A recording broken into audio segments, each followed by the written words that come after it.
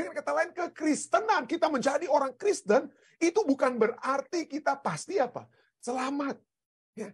Jangan percaya dengan once saved, always saved. Seperti orang Yahudi. Oh, kami keturunan Abraham, kami keturunan Abraham. Itu bukan menjamin mereka menjadi apa? Diselamatkan. Demikian juga dengan orang Kristen. Jangan bilang, oh kami pengikut Kristus, kami pasti apa? Diselamatkan. Kenapa?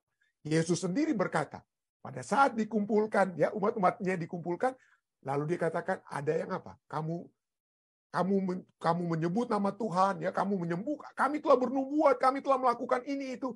Apa Yesus katakan pada mereka? Walaupun mereka sudah katakan, kami selalu menyebut nama Tuhan, kami selalu menyembuhkan, bernubuat dalam nama Tuhan. Yesus katakan, aku tidak mengenal engkau. Kenapa?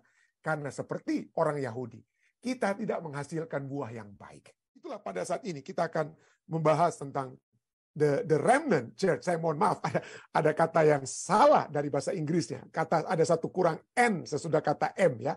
Umat Allah yang sisa, tapi pokoknya ada the remnant. Ada the remnant church ya. Salah di sini, saya mohon maaf, saya tidak sempat rubah, tapi Anda yang akan rubah sendiri ya. Jadi Wahyu 12 ayat 17 berkata apa? Maka marahlah naga itu kepada perempuan itu, lalu pergi memerangi keturunannya yang lain, yang menuruti hukum-hukum Allah dan memiliki kesaksian Yesus. Memiliki kesaksian. Bahasa Inggrisnya, seperti tadi pelajaran kita katakan, bahwa keturunannya yang lain itu adalah apa? The remnant. Umat yang sisa. The remnant dari umat yang sisa. Ini dari kata remnant itu dari kata loipos. Kata loipos itu adalah berarti apa ya?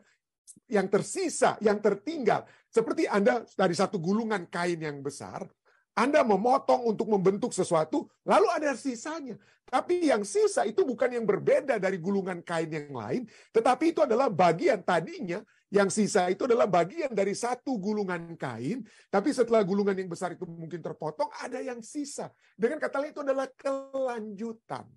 Adanya kelanjutan. Itulah poin daripada the remnant. Ya, bukan the remnant, the remnant.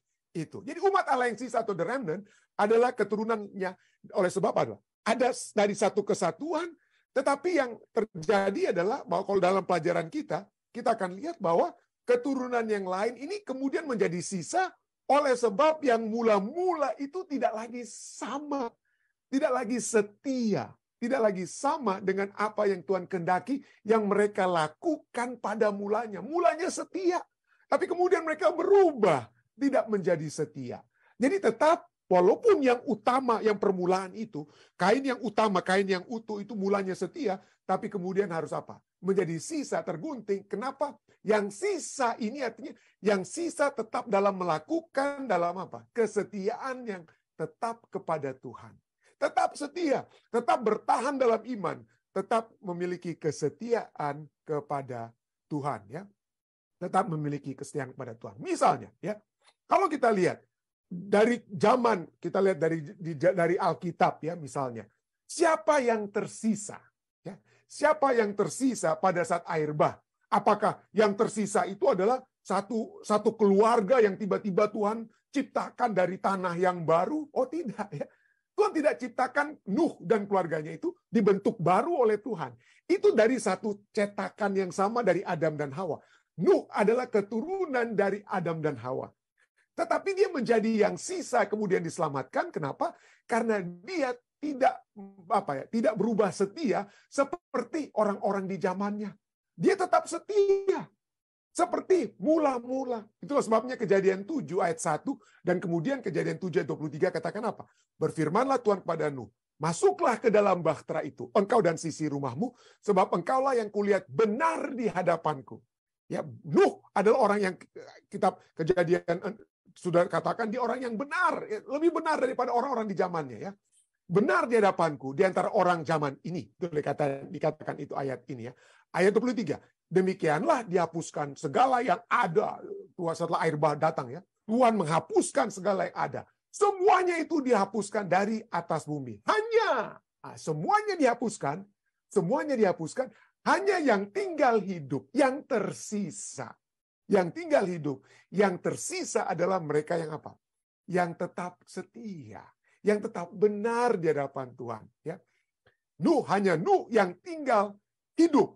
tinggal hidup yang bersama-sama dengan dia dalam bahtera itu. Bahasa Inggrisnya, he was left. Ya, itulah yang tersisa. The remnant tersebut. Jadi, dan itu bukan hanya di kitab Kejadian. Bicara tentang tersisa, kita lihat yang tersisa itu seperti kitab Nuh. Yang tersisa itu adalah orang-orang yang diselamatkan oleh Tuhan. Ya. Dan kitab ayat demi ayat berbicara tentang yang tersisa adalah yang dipertahankan, yang diselamatkan. Misalnya Yesaya 4 ayat 2-4. Pada waktu itu tunas yang ditumbuhkan Tuhan akan menjadi kepermaian dan kemuliaan. Pohonnya ditebang. Ini kita sudah pernah pelajari tentang kitab Yesaya ya. Yesaya 4 berbicara tentang pohon yang ditebang. Kenapa pohon itu tidak berbuah? Nanti kita lihat perjanjian baru berbicara itu ya. Pohon itu ditebang oleh Tuhan. Tapi masih ada apa? Akarnya masih ada, kebenarannya itu masih ada. Sehingga kemudian tumbuhlah tunas. Pohonnya tebang, tapi ada tunas yang ditumbuhkan. Itulah sebabnya ayat ini katakan, pada waktu itu, tunas yang ditumbuhkan Tuhan akan menjadi kepermaian dan kemuliaan. Dan hasil tanah menjadi kebanggaan dan kehormatan bagi orang-orang Israel yang terluput. Ada orang-orang Israel yang tidak benar. Yang masih benar yang tersisa. Nah itulah ya ayat 3-nya. Dan orang yang tertinggal di Sion, yang tersisa, yang the remnant di Yerusalem, akan disebut kudus. Yakni setiap orang di Yerusalem yang tercatat untuk beroleh hidup. Kenapa mereka kudus? Kenapa mereka beroleh hidup? Nah, nanti kita lihat ya. Kenapa? Apabila Tuhan telah membersihkan kekotoran putri Sion dan menghapuskan segala noda darah Yerusalem dari tengah-tengahnya dengan roh yang mengadili dan yang membakar. Kenapa orang Israel tidak lagi setia kepada Tuhan? Kenapa mereka harus dipotong? Lalu kemudian yang sisa, tunasnya itu tumbuh. Tunas yang kemudian disebut kudus, yang beroleh hidup. Kenapa mereka harus dipotong? Karena mereka tidak setia kepada Tuhan. Dalam arti apa? Mereka tidak setia kepada Tuhan. Kitab Yeskiel berbicara ya tentang apa ya, bangsa Israel yang akan dicerai-beraikan, dihukum oleh Tuhan ya. Bangsa Tuhan akan apa? Mengumpulkan mereka dari tempat yang berserak ya. Kenapa? Kan pada saat mereka telah menjauhkan segala dewa-dewanya yang menjijikkan dengan segala perbuatan yang keji dari tanah itu. Yeskiel 11 ayat 17 sampai 21, Tuhan akan kembalikan mereka kembali setelah mereka menjauhkan kejijikan, menyembah ilah-ilah lain. Mereka tidak menunjukkan kasih mereka kepada Tuhan. Kenapa? Karena mereka melakukan perbuatan keji. Dengan apa? Memiliki dewa-dewa lain, memiliki ilah-ilah lain. Tapi yang sisa, yang kembali akan mengasihi Tuhan. Tuhan katakan apa? Ayat 19, Yeskiel 11 ayat 19. Aku akan memberikan mereka hati yang lain dan roh yang baru dalam batin mereka. Juga aku akan menjauhkan dari tubuh mereka hati yang keras dan memberikan mereka hati yang taat. Artinya kenapa? Sebelumnya umat-umat Israel yang dipotong tidak taat. Tidak menunjukkan kasih kepada Tuhan. Tidak menunjukkan kasih kepada sesama. Kasih kepada Tuhan mereka langgar. Mereka memiliki ilah lain. Mereka menyebut nama Tuhan dengan sia-sia. Ya, mereka membuat patung-patung ukiran untuk mereka sembah. Dengan kata lain mereka memiliki ilah-ilah lain. Yang fokus kasih mereka bukan kepada Tuhan. Tetapi kepada hal-hal lain. Jadi Tuhan berikan. Jadi sekali lagi, penurutan kepada hukum-hukum Tuhan ini Tuhan yang memberikan inisiatifnya untuk menurut kepada Tuhan, untuk menjadi umat-umat Tuhan. Tuhan yang berikan kepada kita, bukan kita usahakan. Kasih karunia Tuhan itu bukan kita ya, tapi Tuhan yang memberikan hati yang baru, roh yang baru dalam batin mereka. Kenapa? Karena hati mereka sudah rusak. Hati mereka sudah rusak. Hati mereka hanya tidak untuk menurut Tuhan. Itulah sebabnya aku akan memberikan hati yang lain. Roh yang baru dalam diri mereka, ayat 19. Dan ayat 20. Dari Yeskiel 11 ini katakan apa? Setelah aku berikan, supaya apa? Supaya hidup menurut segala ketetapanku dan peraturan-peraturanku dengan setia. Coba kita lihat. Tuhan menyelamatkan umat Israel. Mereka keluar dari Mesir. Setelah Tuhan selamatkan, baru Tuhan berikan apa? Baru Tuhan berikan ketetapannya, 10 firman Tuhan. Dan ini juga sama. Yeskiel 11 juga berbicara, bukan mereka harus menurut firman Tuhan supaya diselamatkan. Bukan. Mereka sudah diselamatkan. Tuhan sudah memberikan apa? Mengembalikan mereka dari tempat yang berserak. Bukan itu saja. Tuhan memberikan roh dan hati yang lain, yang baru kepada mereka, ya, supaya mereka tidak memiliki hati yang keras. Lalu kemudian semuanya Tuhan berikan supaya apa? Supaya mereka dapat hidup menurut segala ketetapanku dan peraturan-peraturanku dengan setia. Jadi penurutan kita kepada hukum Tuhan itu bukan karena supaya kita selamat. Kita sudah diselamatkan lebih dahulu. Lihat poin pertama dari Yeskiel 11, Tuhan selamatkan mereka, dikumpulkan mereka dari tempat yang berserak. Kemudian Tuhan berikan hati yang baru, dan kemudian Tuhan apa? Supaya dengan hati yang baru, mereka dapat menurut kehendak Tuhan. Setelah mereka dapat menurut kehendak Tuhan, apa dikatakan? Maka mereka akan menjadi umatku, dan aku akan menjadi Allah mereka. Kenapa? Karena Allah selamatkan mereka. Allah berikan kepada mereka hati yang baru. Agar supaya apa? Mereka dapat menurut kehendak Tuhan. Ya. Jadi itulah. Dari waktu ke waktu, bukan hanya perjanjian lama. Perjanjian lama berbicara usaha Tuhan. Tuhan selalu berusaha supaya ada yang sisa. Ya, Tuhan supaya ada yang sisa. Dia akan selalu menjaga. Dan Roh Kudusnya itu masih terus menggedor supaya ada yang sisa. Kain yang tersisa itu selalu ada. Walaupun mungkin yang mayoritas itu sudah murtad, ya, yang sisa itu terlalu diusahakan. Itulah sebabnya Rasul Paulus berkata, orang-orang Yahudi, kalian pikir kalian itu sudah menjadi keturunan Abraham? Waduh, kalau sudah menjadi keturunan Abraham, pasti selamat. Once saved, always saved. Itulah teologi yang salah yang kita sering dengar, ya. Tuh kasih karunia Tuhan itu begitu besar. Kita pasti selamat, kita sudah pasti selamat. Apapun yang kita buat, kita mau bersinah, kita mau membunuh, kita mau berdusta, kita mau mengingini milik orang lain, dan lain sebagainya. Itu tidak perlu lagi. Itu sudah disalib di kayu salib. Ya. Kita pasti selamat, apapun yang kita melakukan. Ya. Tuhan tidak akan membinasakan kita. Once saved, always saved. Dan ini ada di dalam benak orang-orang Yahudi di zaman apa? Di zaman Yesus, di zaman Rasul Paulus. Ya. Lalu apa dikatakan? Roma 11, ya, Roma 11 ayat yang ke-1 sampai 2 dan ayat 5. Maka aku bertanya, adakah Allah mungkin telah menolak umatnya? Kemudian setelah umat Israel, kemudian kita tahu bagaimana pekabaran demi pekabaran sudah begitu jelas. Umat Israel, umat-umat yang dia tadinya menganggap diri mereka pasti selamat, keturunan Yahudi, tapi kemudian Yesus katakan, kalian telah menolak umat Tuhan. Dan Rasul Paulus selalu menekan mereka, ya, tekan mereka dan dengan keras menyatakan pada mereka bahwa kalau kalian telah menolak Tuhan, kalian juga akan ditolak. Tetapi apa kemudian Rasul Paulus katakan? Maka aku bertanya, adakah Allah mungkin telah menolak umatnya? Sekali-kali tidak. Karena aku sendiri dari orang Israel, dari keturunan Abraham, dari suku Benyamin. Allah tidak menolak umatnya yang dipilihnya. Demikian juga ayat 5. Demikian juga pada waktu ini akan tinggal suatu sisa menurut pilihan kasih karunia. Orang Israel itu menolak Tuhan. Tapi Tuhan tetap berusaha agar supaya ada yang sisa, the remnant. Dan Rasul Paulus katakan apa? Aku ini sendiri, aku ini dari satu kain yang utuh, ya, aku sendiri orang Israel dari keturunan Abraham, dari suku Benyamin, tapi dengan kasih karunia Tuhan, aku ini bagian dari yang sisa, ya. Aku adalah the remnant, dengan kata lain Rasul Paulus katakan, ya. Jadi sekali lagi Rasul Paulus tegur mereka, "Hei kamu orang Farisi, kamu orang Farisi, kamu pikir kebenaran itu sudah selalu ada, ya?" Rasul Paulus bilang, dan ini bukan hanya dinyatakan oleh Rasul Paulus. Kalau kita lihat Yohanes Pembaptis dia tegur orang-orang ini. Dia tegur orang-orang Yahudi di zaman Yesus, dikatakan, ya. Tetapi waktu Yohanes Pembaptis, Matius 3 ayat 7 sampai 10.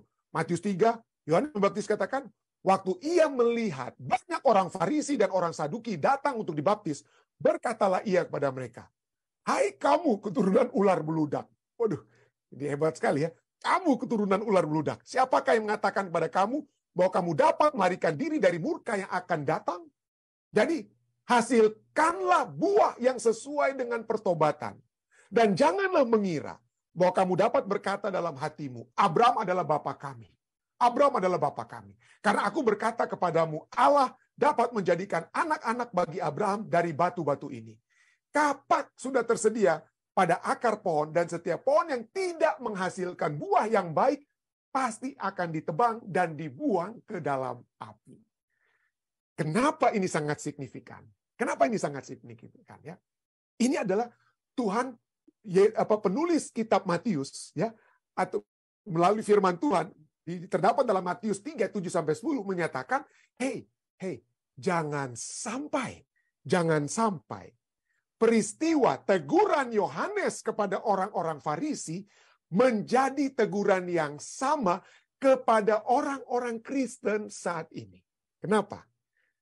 Yohanes seperti Paulus berkata kepada orang-orang Yahudi, "Hai orang Yahudi, jangan berpikir bahwa karena kalian keturunan Abraham, maka kalian akan menjadi apa? Umat-umat yang pasti diselamatkan." Tidak. Kalian harus bertobat, dan pertobatan kalian itu harus berdasarkan apa? Berdasarkan kasih yang menghasilkan buah-buah yang baik. Jadi jangan berpikir bahwa, dengan kata lain, pekabaran buat saya dan saudara. Kalau dikatakan, jadi Yohanes Pembaptis akan berkata, janganlah kamu mengira, hai orang-orang di abad 21, janganlah kamu mengira bahwa kamu dapat berkata dalam hatimu bahwa Yesus adalah Bapa kami. Yesus adalah Bapa kami. Ya, kita semua pengikut Kristus. Kita pengikut Kristus adalah orang yang apa? Yang akan apa? Yang pasti diselamatkan dan tidak akan pernah jatuh dari Kristus karena kita adalah orang Kristen. Kalau kita sudah menjadi orang Kristen, maka itu sudah, kekristenan itu sudah menjamin keselamatan bagi kita. Tapi ya, karena Yohanes katakan, karena aku berkata kepadamu, Allah dapat menjadikan anak-anak bagi Abraham dari apa? Batu-batu itu. Allah dapat menjadikan anak-anak kekristenan bahkan dari apa? Batu-batu itu. Dengan kata lain, kekristenan, kita menjadi orang Kristen, itu bukan berarti kita pasti apa? Selamat. Ya. Jangan percaya dengan once saved, always saved. Seperti orang Yahudi. Oh, kami keturunan Abraham, kami keturunan Abraham. Itu bukan menjamin mereka menjadi apa? Diselamatkan. Demikian juga dengan orang Kristen. Jangan bilang, oh kami pengikut Kristus, kami pasti apa? Diselamatkan. Kenapa? Yesus sendiri berkata, pada saat dikumpulkan, ya umat-umatnya dikumpulkan, lalu dia katakan, ada yang apa? Kamu menyebut nama Tuhan, ya kamu menyembuhkan, kami telah bernubuat, kami telah melakukan ini itu. Apa Yesus katakan pada mereka? Walaupun mereka sudah katakan, kami selalu menyebut nama Tuhan, kami selalu menyembuhkan, bernubuat dalam nama Tuhan. Yesus katakan, aku tidak mengenal engkau. Kenapa? Karena seperti orang Yahudi, kita tidak menghasilkan buah yang baik. Kita pikir kita kekristenan orang Kristen pasti diselamatkan. Tidak. Kenapa? Karena seperti orang Yahudi. Ada yang salah dengan mereka. Ada yang salah. Demikian juga dalam sejarah kekristenan, ada yang salah di dalam sejarah kekristenan. Yang terjadi kemudian dengan mereka yang pada mulanya adalah dari Yesus Kristus, yang kemudian ajaran Yesus Kristus dibawakan oleh rasul-rasulnya, dan menjadi kekristenan, menjadi agama Kristen.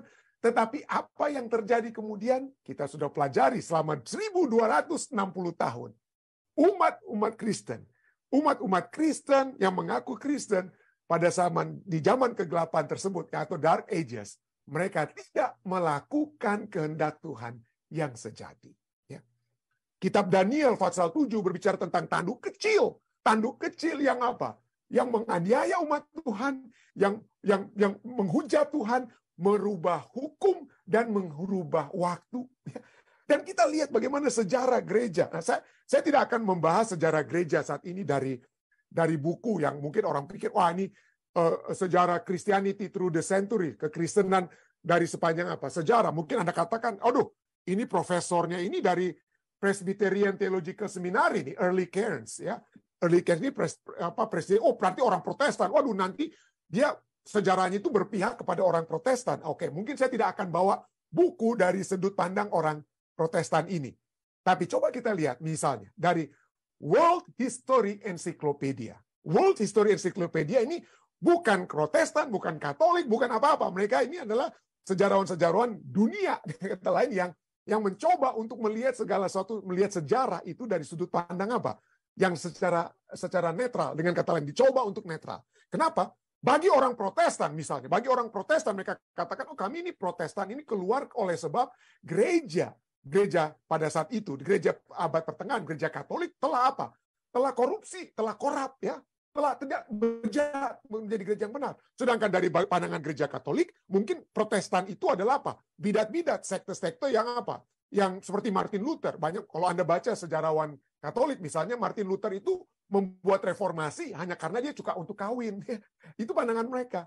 Untuk supaya kawin, supaya Martin Luther itu dapat uang yang dibantu oleh bangsawan-bangsawan di Jerman, makanya dia buat reformasi. Ya, itu jadi histori itu, sejarah itu tergantung dari sudut pandang siapa yang menulis. Ya. Tapi marilah kita lihat dari satu pihak yang menganggap diri mereka netral. Anda bisa baca dari World History Encyclopedia, Anda bisa Google.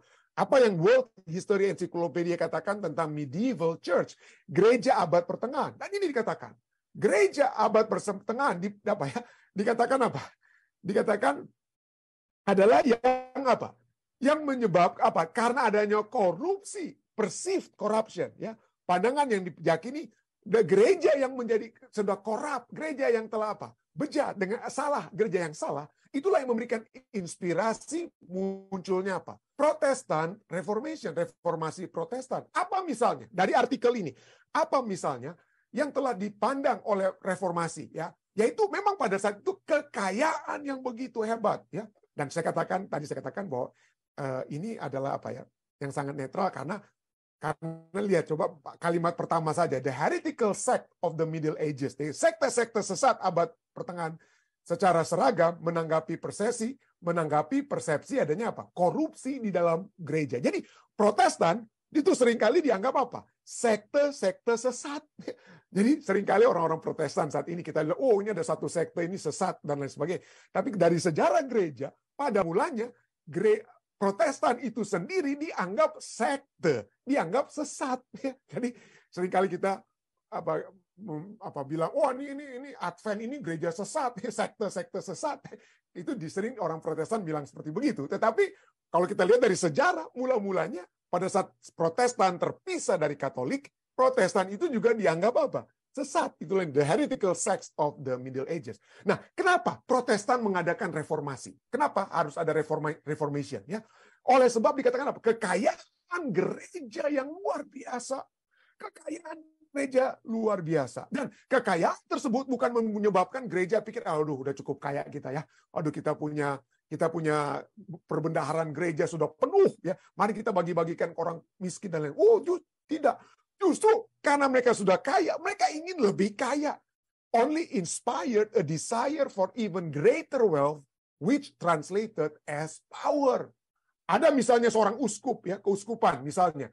Mereka apa? Mereka bahkan seorang uskup bahkan berani mengancam seorang nobel bangsawan, mengancam sebuah kota atau bahkan sebuah biara dengan pengucilan, akan dipecat mereka. Oh, kalau kalian berani melawan gereja, kalian akan dipecat, ya. Kalian akan dipecat, diasingkan dari gereja, ya. Dan bukan itu saja dikatakan, by which one was exiled from the church and so from the grace of God, dan bukan apa? Sudah terbiasa dari zaman dulu commerce with fellow citizen. Salah satu senjata gereja abad pertengahan adalah kalau kalian menentang gereja, kalian tidak boleh berdagang dengan orang-orang lain. Toko-toko yang masih setia dengan gereja dilarang berdagang dengan orang-orang yang tidak setia dengan toko-toko tersebut. Toko-toko itu aja stores ya. Commerce with fellow citizens. Saya tidak garis bawahi supaya Anda bisa lihat. Jadi itu sudah merupakan senjata di abad pertengahan. Kalau kalian tidak setia dengan gereja, kalian tidak dapat membeli dan menjual. Kalian tidak dapat membeli dan menjual. Ya. Itulah sebabnya sudah menjadi korupsi dan ya. Oleh sebab kuasa gereja ingin berkuasa. Itulah sebabnya harus ada di Amerika Serikat ini menjadi konstitusi di Amerika untuk memisahkan negara dan agama supaya jangan ada yang memiliki seperti di abad pertengahan gereja itu menguasai negara. Gereja yang menguasai negara. Ada kisah-kisah kalau Anda baca buku-buku kisah ya.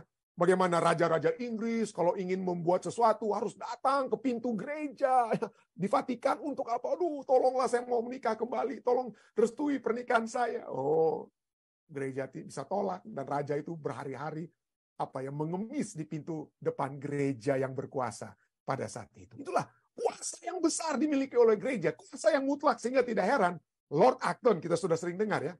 Power tends to corrupt and absolute power corrupt absolutely. Ya. Kekuasaan itu ada tendensi untuk menjadi corrupt, ya, menjadi bejat. Tetapi kekuasaan yang absolut, kekuasaan yang yang absolut itu pasti akan apa? Pasti akan corrupt. Pasti akan corrupt. Dan itu kita sudah lihat dari sejarah gereja. Dari zaman 1260 tahun yang kita sudah pelajari waktu tadi malam, ya, kita sudah pelajari hal tersebut. Bagaimana? Kalau Anda baca saja sejarah gereja. Kenapa sejarah medieval church seringkali disebut dark ages, abad kegelapan? Ya, itu bukan hanya karena gelap oleh sebab ilmu pengetahuan itu dikuasai oleh gereja dan lain sebagainya, tapi oleh sebab masalah-masalah teologis dan kehidupan umat manusia yang berada di dalam penuh kekuatan mutlak dari gereja pada saat itu. Itulah sebabnya Allah selalu berusaha. Seperti di zaman Perjanjian Lama, ada kekuasaan-kekuasaan yang menyebabkan umat-umat Tuhan itu dialihkan kesetiaannya dari Tuhan. Tetapi selalu ada umat sisa. Ada selalu the remnant. Ya, ada selalu the remnant. Kenapa? Karena Tuhan ingin untuk menyelamatkan. Walaupun ada jutaan orang di zaman Nuh, walaupun yang selamat cuma 8, tapi tetap Tuhan ingin menyelamatkan. Itulah sebabnya kita sering membaca ayat ini, Roma 8 ayat 28. Allah turut bekerja dalam segala sesuatu untuk mendatangkan kebaikan bagi mereka yang mengasihi Dia, yaitu bagi mereka yang terpanggil sesuai dengan rencana Allah. Rencana Allah apa? Dia selalu memanggil supaya kita semua tidak ada yang binasa. Karena begitu besar kasih Allah, tidak ada yang akan binasa melainkan beroleh hidup yang apa? Kekal. Kita semua dipanggil untuk supaya berada dalam kasih Allah. Allah yang pertama-tama mengasihi kita, supaya kita dapat menjadi umat-umatnya yang sisa. Ya. Tanpa kasih Allah, dengan kata lain, tanpa kasih Allah, tidak ada kebaikan, melainkan murka Allah. Ya. Tanpa itu poinnya.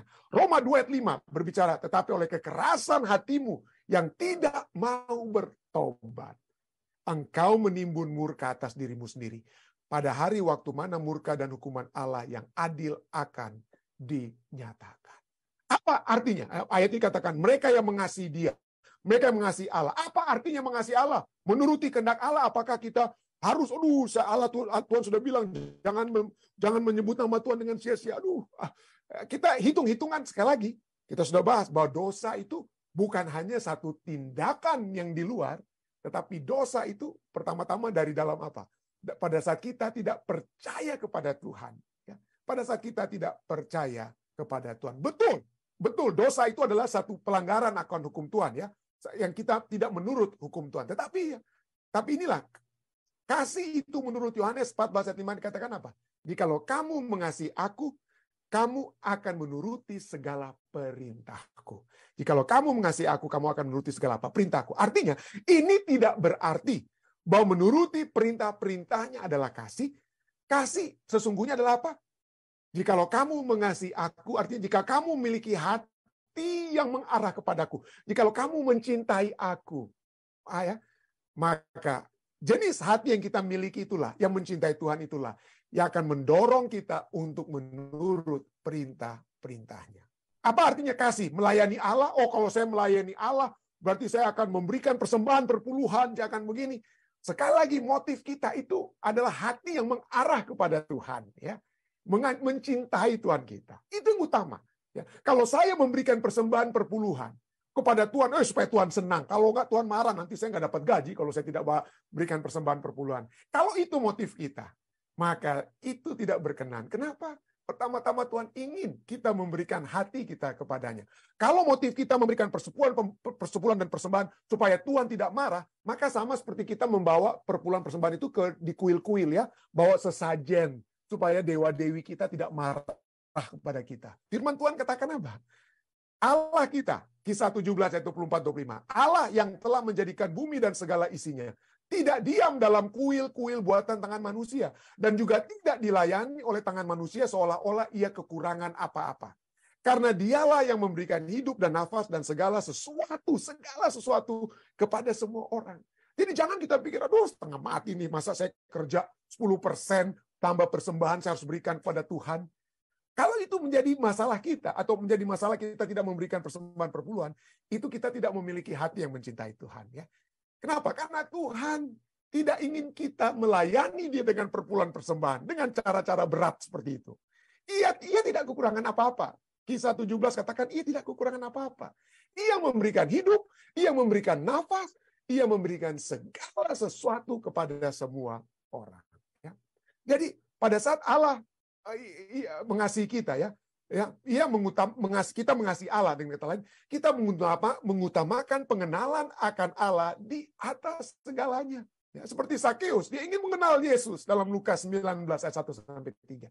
Artinya, dia mengenal Tuhan, mengasihi Tuhan, artinya kita memiliki hati yang selalu mengarah kepada Yesus. Walaupun seringkali hati kita itu bengkok sedikit, tapi akan kembali kepada jalan yang lurus, ya, mengarah kepada Yesus. Jadi mengasihi Allah itu artinya apa ya? Melihat, mengenal Allah di atas segala-galanya, di atas pemberian-pemberian, di atas berkat-berkatnya. Dan kalau kita mengasihi Tuhan dengan cara seperti itu, Allah akan melakukan yang terbaik. Roma 8 ayat 28 tadi katakan, ya. Pada saat kita melihat segala sesuatu itu ada di atas. Keinginan kita hanya ingin mengenal Tuhan. Keinginan saudara dan saya adalah untuk mengasihi Tuhan. Maka seperti Rasul Paulus, dia katakan apa? Kalau itu jadi keinginan kita. Rasul Paulus katakan dalam Filipi 3, segala sesuatu itu kuanggap rugi, kuanggap sampah. Ya. Karena pengenalan akan Kristus Yesus itu melebihi segalanya, ya. Karena pengenalan akan Kristus Yesus Tuhanku lebih mulia daripada semuanya. Oleh karena dialah aku telah melepaskan semuanya itu dan menganggapnya sampah supaya aku memperoleh Kristus. Kalau kita mengasihi Kristus seperti Rasul Paulus tulis ini, maka Allah akan turut bekerja dalam segala sesuatu bagi kita. Kita memiliki kemauan untuk dimaui mencintai Tuhan, ya, dan kemampuan untuk mengasihi Tuhan. Untuk saat ini apa yang kita lakukan? Kalau itu masih menjadi sukar bagi kita, mari kita berdoa. Ulangan 30 ayat 6 katakan apa? Tuhan Allahmu akan menyunat hatimu dan hati keturunanmu, sehingga engkau mengasihi Tuhan Allahmu dengan segenap hatimu dan dengan segenap jiwamu, supaya engkau hidup. Ya.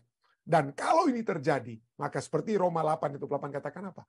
Allah turut bekerja di dalam segala sesuatu untuk kita yang mengasihi Tuhan. Ini kita yang minta kepada Tuhan untuk memberikan kemauan untuk mencintai Dia dan memberikan kemampuan untuk mencintai Dia. Allah bekerja untuk kebaikan bagi yang mengasihinya. Kiranya saudara dan saya menjadi orang-orang yang mengasihi Tuhan, sehingga Dia akan mengerjakan kebaikan tersebut. Kita menjadi umat-umat Tuhan yang sisa, yang tidak menurut firman Tuhan, ya, hanya dengan apa? Ketakutan-ketakutan, tetapi didasarkan atas cinta kita kepadanya. Saya bawa ini dalam nama Yesus.